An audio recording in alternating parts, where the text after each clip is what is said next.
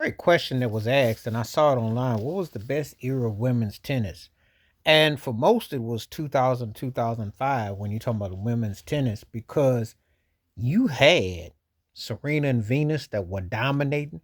You had never seen, especially two black sisters that were both top of their game. The scary part back then is that Venus was actually on the upper hand before Serena took over, and then she went from power to just being a force.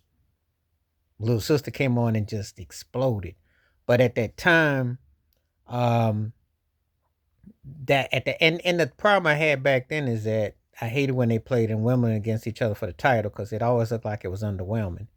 But at that time, they were the top two, but there was heavy competition because when I just talk about the Williams sisters and the trajectory and the dominance that they had, but when you say the names, and I don't want to disrespect past eras because you had some great eras of women's tennis, but you're gonna really go back 20 to 25 years ago and make the case that that's was because once you get past that, Jennifer Capriati, who was a beast, Lindsay Davenport was beasting, Martina Hingis was beasting.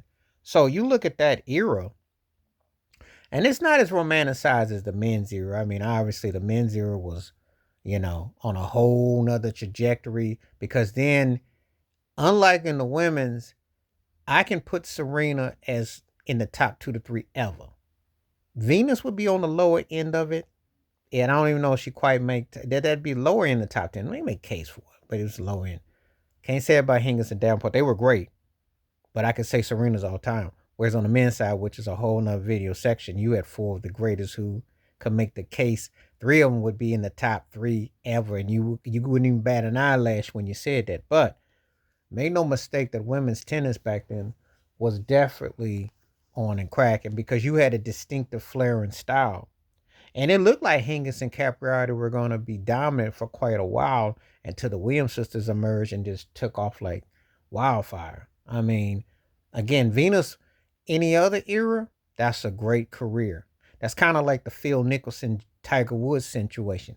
And any other another era, what you did, nobody would even bat an eyelash and saying, yeah, you a top 10 or you maybe even a top in the 5 to 7 range. However, Serena Williams was like the equivalent to women's tennis, like Tiger Woods was to golf. And that was a whole nother level of dominance and a whole nother level of winning. And when you have someone that is that huge, that distinctive, that powerful, that leaves such a lasting impression, it's hard to just settle for, okay, you're great and it's all time great, and then you belong in GOAT conversation. They hit differently. So that's kind of how this went, you know.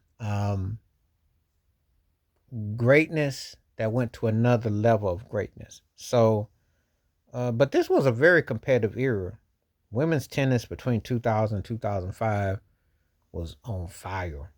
You had some great female champions, great memories, great battles, real epic proportions that you can't even put into words, and it's held up when you think about it. There was definitely a turning point. It was definitely a new hit. So just reflecting on that, taking the time to like talk on that, because it really was something special. And if you remember that era, let me know how you thought it was gonna go and who stood out for you. Please hit like, subscribe, welcome thoughts, comments, and I do respond. Thank you. Wash your hands.